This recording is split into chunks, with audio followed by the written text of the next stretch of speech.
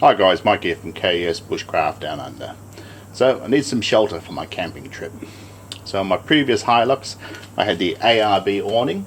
Now the first time out the legs failed on this, was obviously something wrong with the batch. But after that provided good service. Now I used to unbolt it after every trip because basically these things get destroyed by the sun and the rain. But if you keep it off the vehicle till you need it, you'll get decades of use out of them. Now the problem with my troop carrier is it's very tall and it fits in my garage with about 1.5 inches to spare, so I can't put a roof rack on and get the car in the garage. I'd rather keep the car in the garage than on the street for the sake of having an awning that I'll maybe use a couple of times a year.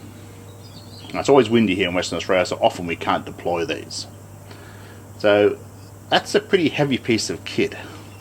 Now, according to ARB, it weighs 10 kilos, and the 2.5 weighs 15 kilos, plus the side bits, plus the roof rack, which is not going to be a great thing.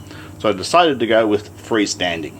So I looked at the concertina style ones, and they're okay, but I decided to go for the Snow Peak one. So that is a Snow Peak heavy duty Hexa Tarp. So the tarp itself weighs in at 3.6 kilos. With a set of poles, which it doesn't come with, it's 5.2, so a huge saving in weight, and it gives me the advantage of I can set up a standing camp and use the vehicle. That type of thing will only go with the car. Now, I think this is the way for me to go. You may be different. So we're going to set up this Hexa Tarp and see how it performs. Snow Peak have a reputation for making good gear. Well guys, first time out, but was fairly painless. I've permanently attached the side ropes, so it was too long, too short.